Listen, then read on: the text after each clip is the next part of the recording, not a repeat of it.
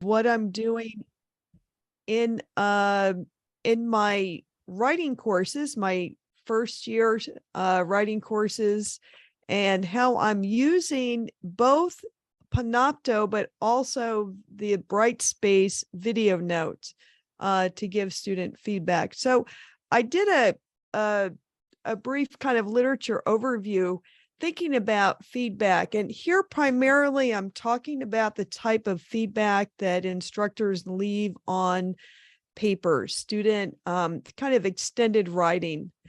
And this was so funny. I was looking at this, and we can all probably recognize from our own student days some of these complaints about, especially the illegible, written feedback. I went to a college where grades in the English department were not given until you got home and then you saw your grades. So papers had many comments on them. But like some of these, complaints, I found a lot of it illegible and often very vague.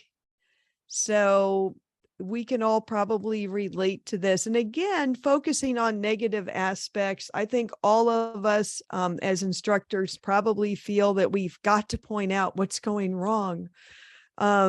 So this is what some of the more recent research, this is from a 2020 literature review.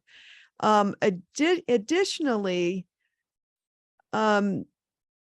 what instructors perceive apparently as helpful feedback kind of differs from what students perceive as helpful feedback.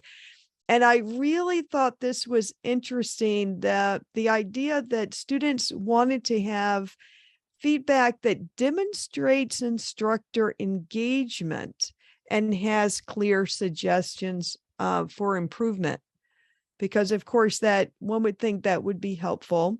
So this idea that feedback really is a social process. And I think this is particularly important for those of us teaching online, right? We all talk about instructor presence, but there are the elements about power and emotion, and it can be so difficult to convey emotion in written feedback. So all of this, though, apparently impacts how messages are interpreted by students, of course. And again, going back to what they perceive as helpful, this idea that things need to be concrete, right? But what interested me about this was, in this study, text-specific comments, because this is what I'm going to touch upon when I talk about the screen capture capabilities of things like Panopto and Cultura and Usha, the idea that you can use screencasting. So another important thing, when you look at the literature surrounding feedback, and there's not a whole lot about it, it's one of these areas that has not been like heavily researched, but timely is super important. So just in time feedback in a concrete way that is text specific and is encouraging. Now we were just talking before we started about audio feedback alone. And I really thought this was interesting, that students, obviously the audio feedback is meaningful for three reasons from this study. It's easier to understand. Again, we go back to handwriting is illegible. Of course, many of us are now typing in comments. So that probably is somewhat gone to the wayside. This idea of being more in depth and more genuine. So I thought that this was all very interesting, but what stood out to me when I looked at this article, that 68% in this particular study from 2016, 68% of them, even when they had the audio feedback, said, well, I do want written feedback because of the visual part of it. So what about video feedback? And video feedback, and by video feedback, I mean the talking head feedback, like me talking, but with nothing really being shown on the screen. People did value this. The student said it was easier to give encouragement. I love this one. It made the instructors feel more real, as if there is an actual person behind the course. And, I love this quote. This is from the study. It was of graduate students, a quote taken from a student's feedback. It's not like he was being a robot, because obviously we get the capture, the tone of voice is there. So what I primarily focused on was these two things, screencasting. And by that, I mean, you're putting up the screen as I'm doing now, alone with the instructor narration, but then also what I guess you all can see me talking, screencasting, but with the talking head. Because I didn't think that would really matter to students to see a little box of me talking. So I primarily focused on these two things. All right. So what was I working with? So these are my students right now. They're both live courses. Actually, I had, there's another course in which I did this too, but I didn't collect the responses.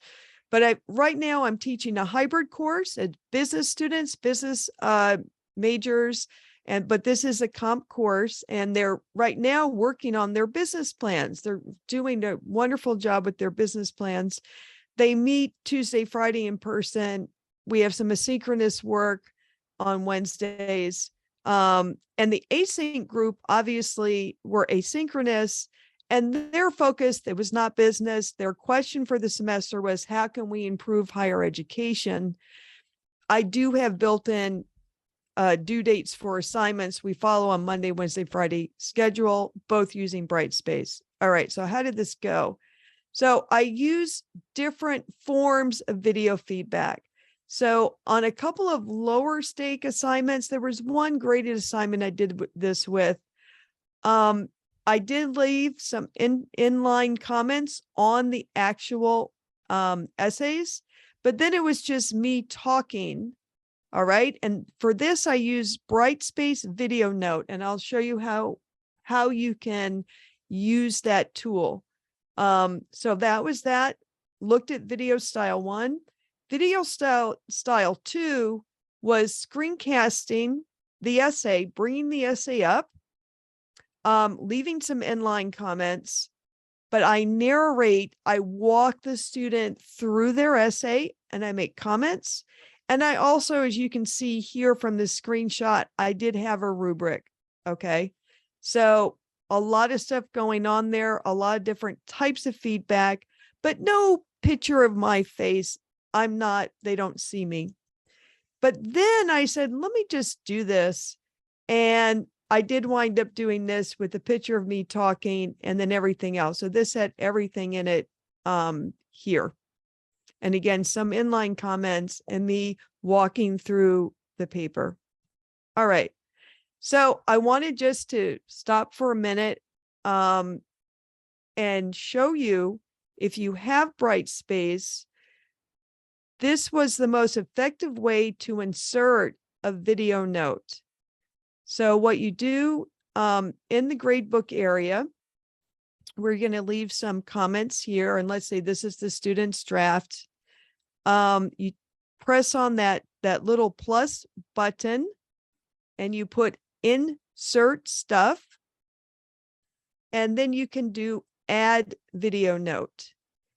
And in a second, I'm going to ask Kate to say something about this, because I say here, check with your campus's OIT staff. Longer videos, like I try to keep these videos to about 3 minutes, but longer ones will take up space. Is that correct, Kate, on Brightspace? And you might not want to do that? Yeah, we haven't heard officially if we're going to have specific caps of data, but they have been hinting at that. So we are encouraging faculty not to, keep too much data right on Brightspace. We did find out though that those won't transfer. Like if you copy a course to a new semester, that those comments don't transfer. So it's not like you're duplicating that as you Good. go. So that's a good thing. But yeah, I would keep those shorter. Okay, so, and indeed, that's what I did. I did with lower stake writing assignments where I would just say, hey, good job, that kind of thing. And again, you can hear obviously the tone of my tone of voice and yeah, okay, we feel a little warm and fuzzy here. Here though, when you have these other screen capture tools, I recorded first and then, but did the same mechanism where you hit the plus, insert stuff, and at the bottom, if it's integrated with Brightspace, you just bring in your Panopto video that you've recorded. And one thing I didn't put in this slide deck, I labeled the videos very clearly, Catherine, draft feedback on major project, or whatever it was that made sense. So I didn't mess up by sending people the wrong video. At least until recently, I did do it once. Okay, so how long, and I was not timing myself. I just looked back at when putting this presentation together. I looked at my async class and I wanted to see how long are these videos. So for the low stake writing assignment, it was 2 to 3 minutes. The graded assignments were 5 to 6 range. And I feel that when you're giving a grade, sometimes you're having a conversation, obviously a one-sided conversation when I'm recording it with the student. Sometimes we feel we're kind of justifying the grade, right? This kind of, or not just explaining, but looking and saying, this is why this was, here's where you were really strong. And here's where some areas that needed some work. The drafts I just went through their drafts last week. I did notice that with the drafts, I left more inline comments. And the reason is because they're able to revise that draft. So directive comments telling them what they should be focusing on, how they could maybe move paragraphs around, that kind of thing. And then I spent some time interpreting these kind of tricky, or I anticipated comments that might be unclear to them. So that's what I found with that class. This class, there really wasn't much of a difference. I had first thought, and again, I did not think about this till putting this presentation together. I hypothesized that I might spend longer talking to the async class than I would with the students I see in person, but that was not the case. Again, when in here, the graded assignments, there are less written comments. I'm noting strong ideas, and it was just very similar to the other students. I didn't see much of a difference. This particular assignment, it was a SWOT chart, and there was a lot less writing. So this was pretty quickly. I was able to I left some inline comments, but the video wasn't that long. All right. So are there any questions so far? I guess it's pretty straightforward. So this is the feedback that I got. Oh, yes, Kate. Did you go through the paper first as like a first pass so that you sort of had a sense of what you were going to comment on all the time? Or did you sort of just Excellent. open Yeah. it and start talking? No, excellent. I left that's a great point. I left the inline comments and then I recorded. So I had done a first pass, leaving some comments, and then I recorded. And another thing that I discovered that I need to write down and remember is that one time I went through and read first, and then I came back the next day to record, and that was not as effective. I think doing both things at once. And I'll share with you how long this takes to do. It's not maybe as long as you might think. So the students in the hybrid course, I got 17 responses to an anonymous Forms survey. They thought it was, it looks like for the most part, they give it a 4.5. the async class gave it a 4.9. This is just, almost anecdotal. You've got 12 responses, but that would probably be, here's people I'm meeting in person and here, not. So that makes sense. So here, this is, a kind of a word cloud here. So helpful, saw I did wrong, errors, okay, video feedback. And pulling out a little bit, I realized I read your directions wrong. I think I highlighted that later. This was really revealing to me, and the video feedback made fixing it quite obvious. So I thought that was interesting in the hybrid class. Oh yeah, I read the directions wrong. Someone made this suggestion to show the rubric. So I haven't done that yet, doing that, but I thought that would be interesting. And they wanted more. I thought I gave a brief explanation, but apparently not enough. Here again, this is all, narrative. It's very positive here. I thought this was obvious, but being able to pinpoint certain errors with a mouse cursor is more effective at showing feedback. So yeah, definitely. You got to hear what you are lacking, really hear it. And I thought that was also interesting, hearing it. So here, this is from the async course. So I saw harsh over video and I clicked on it because I was like, oh no, what did I do?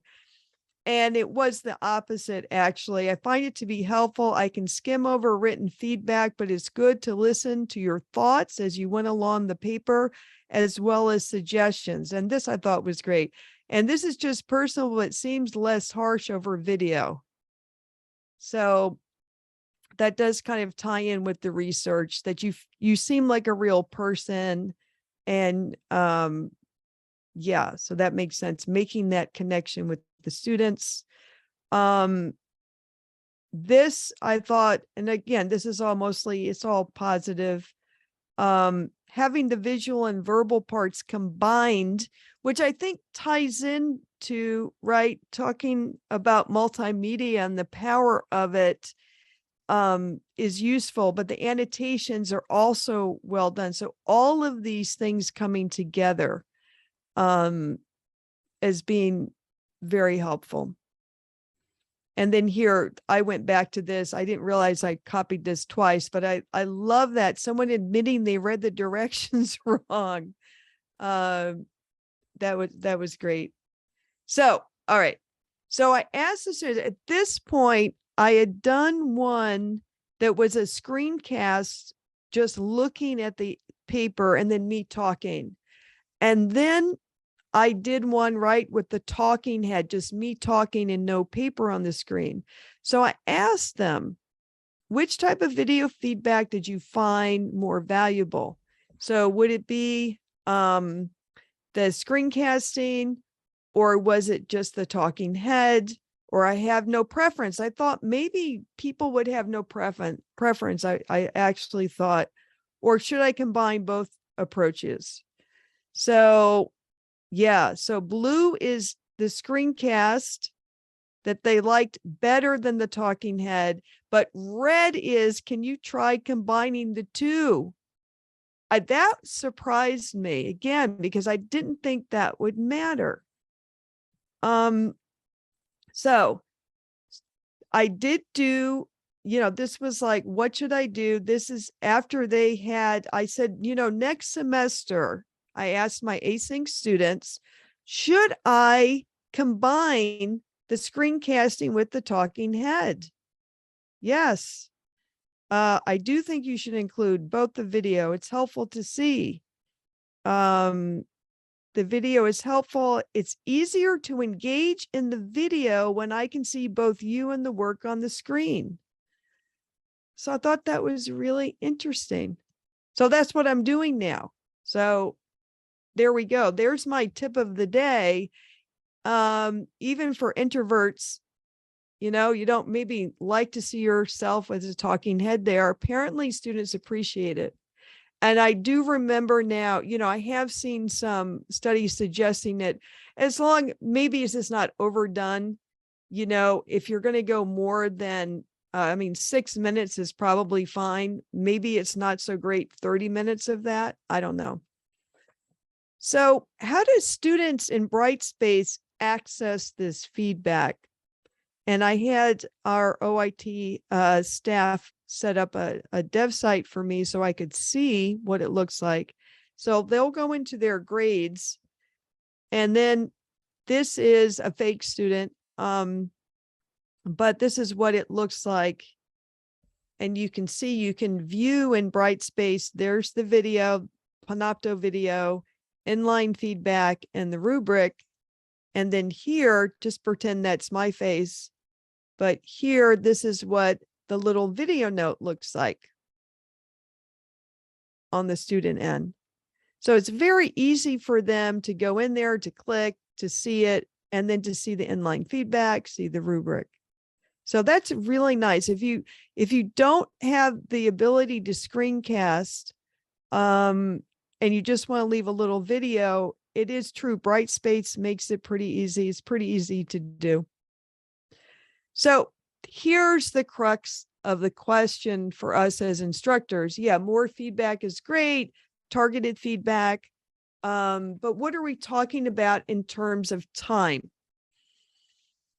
I'm positing, you know, with someone with kind of used to creating a video, and, you know, there's no technological thing you have to learn at this point.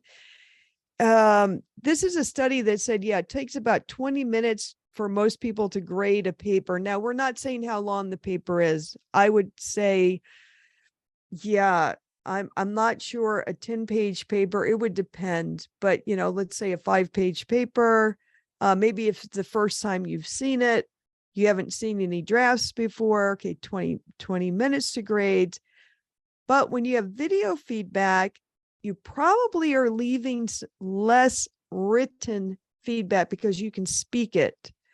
They did find in their studies, though, that it took about 25 minutes for the entire grading process, which would mean leaving some inline comments and then recording the video, you know, and so forth. So they said, you know, you're moving up maybe 5 minutes. All right.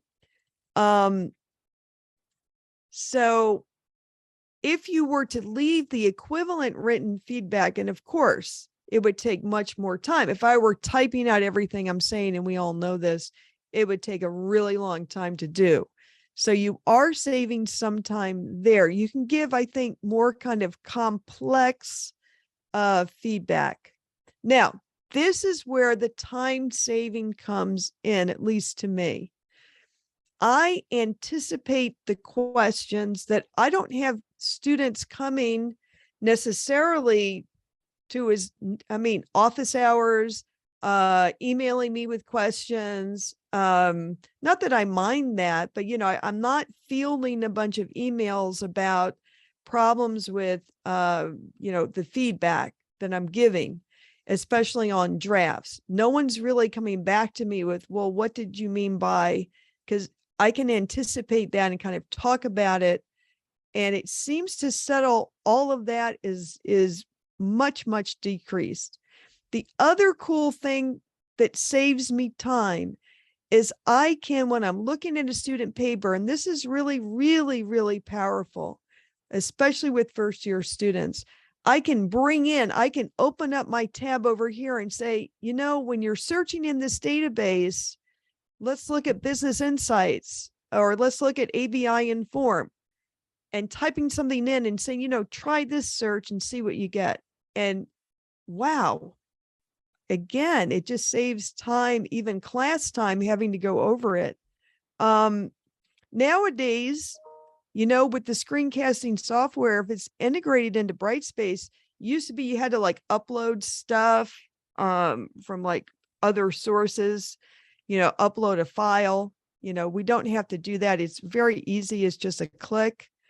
And what you can do eventually is using kind of indirect feedback, like highlighting text where you say, it sounds a little awkward.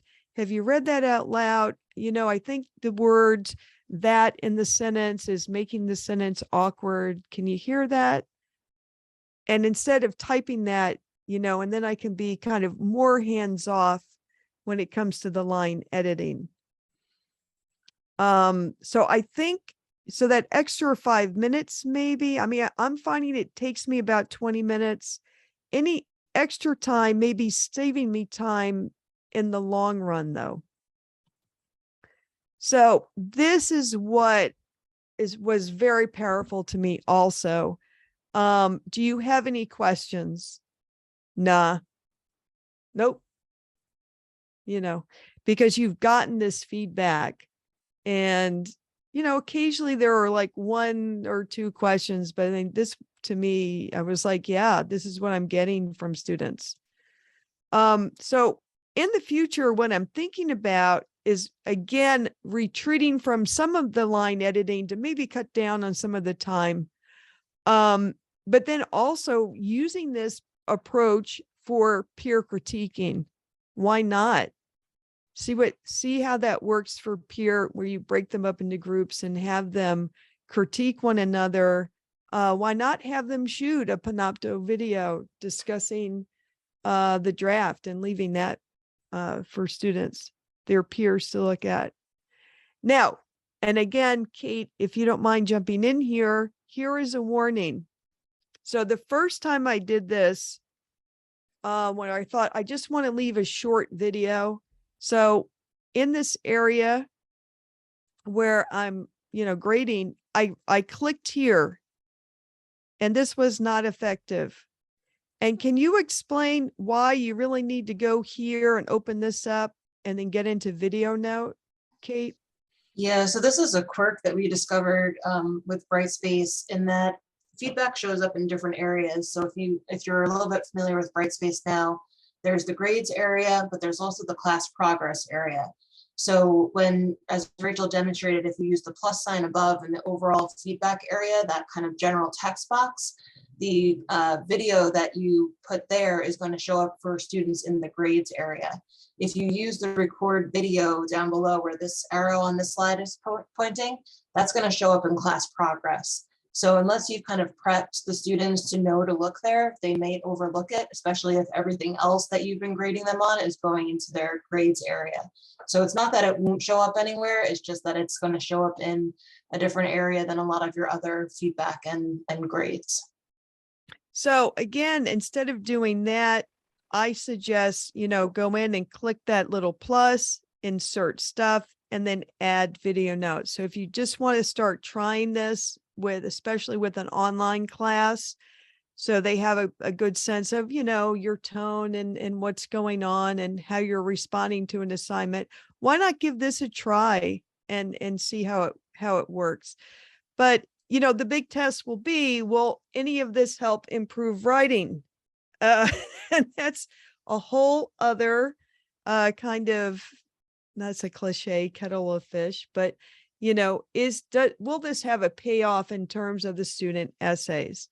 I do find, and again, this is very anecdotal, I have not been systematic about studying it. It seems to clear up things like MLA.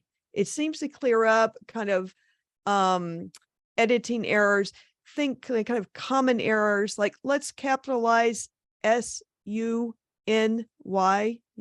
like that. I can kind of take stuff like that at least off the table. Will this help with, more global writing issues? Remains to be seen. I certainly think it helps for organizing an essay. I'll say circle a paragraph and they can watch me circle with my cursor, like this paragraph, why don't you move it up here? So anyway, so that is really all I have for that. And if anyone has any questions. Thank you, Rachel. Yes, please feel free to unmute yourself or type in the chat, whatever you'd like to engage with Rachel. I think this is great. It's really interesting for me to see student feedback and what their perceptions are of the things that we try, right? And like you said, I would have been surprised too that people wanted both integrated somehow. So that's really something to consider. Yeah, I think that those of us who are introverts, it was a little bit like, oh boy, all right. Yeah, Elizabeth. Yeah, I did have a question. Oh,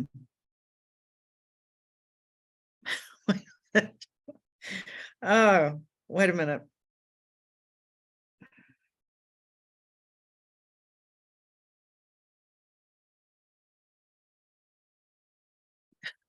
It just flew out of my mind. That's okay. I'll think of it though. Yeah,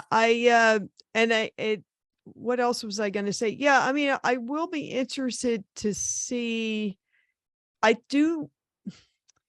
You know what? I can't measure. And Kate, am I correct in saying that I cannot see who has watched the video at this point, or I can in Panopto? In Panopto, you can. I can. I don't know about the internal Brightspace recording. Okay. And you can even, Panopto has some pretty good metrics. You could see if people watched all of it, some of it, went back and watched it again. That would be really interesting to track. I did think of my question. So oftentimes, yeah, having to read their essay and then type in all your comments.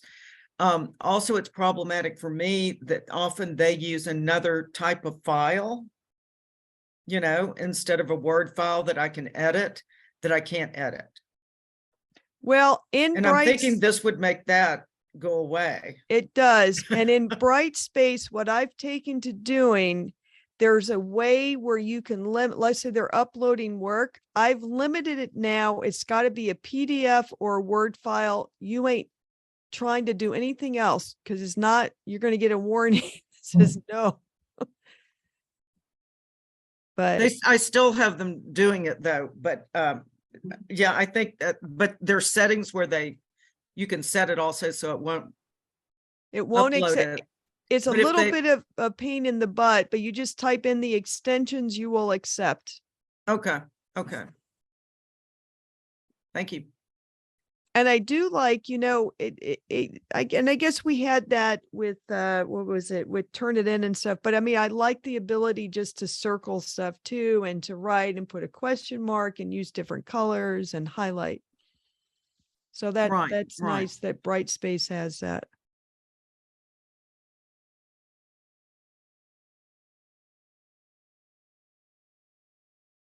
So good. Well, thank y'all. Thank you for coming. Well, thank you, Rachel, for sharing your experience with us. We really appreciate that. I love that you are always willing to participate in some of these crazy things we decide to do. And I appreciate your time. I'm going to throw in the chat a link where you can get the recording to all of our sessions, but also to Rachel's and her slides. And then just note that National Distance Learning Week is sponsored by USDLA, and they have additional events that you might want to take a look at.